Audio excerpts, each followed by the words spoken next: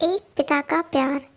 एक बार एक जवान बेटा और एक बूढ़ा पिता एक बगीचे में टहलने के लिए गए। बूढ़े पिता ने बेटे से कहा कि अब वह थक चुका है और थोड़ी देर बैठना चाहता है, जिसके बाद पिता और बेटा पार्क के एक बेंच पर बैठ गए।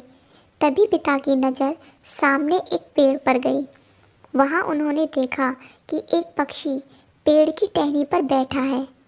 थोड़ी देर तक उस पक्षी को देखते रहने के बाद पिता ने अपने बेटे से पूछा, बेटा वह क्या है? बेटे ने पिता के प्रश्न का उत्तर देते हुए कहा, वह तोता है। कुछ मिनटों बाद पिता ने अपने बेटे से फिर से पूछा, वह क्या है? इसके बाद बेटे ने थोड़े ऊंचे स्वर से बोला, मैं आपको पहले भी बता चुका हूँ कि यह तोता है। थोड़ी देर बाद पिता ने एक बार फिर उसी प्रश्न को दोहराया और पेड़ की टहनी पर बैठे पक्षी को दिखाकर पूछा कि वह क्या है। अब बेटे को गुस्सा आ गया।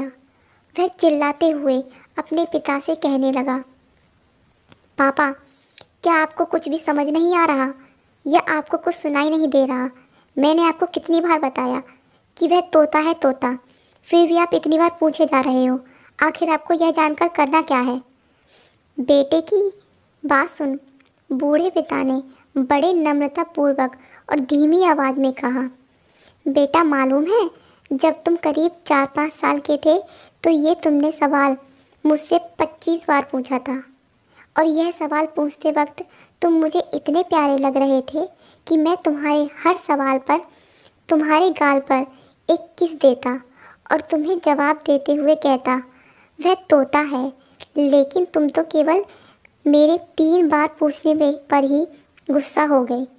दोस्तों, यह तो सिर्फ एक कहानी है, लेकिन वास्तव में कुछ लोग अपने माता पिता के बूढ़े हो जाने पर उनके साथ अच्छा व्यवहार नहीं करते।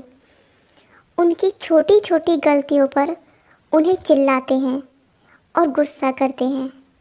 इस कहानी से हमें यह सीख मिलती है कि जब भी हमारे माता पिता हम पर निर्भर हो, तब हमारी उनके प्रति उनकी देखभाल ही हमारी असली जिम्मेदारी है।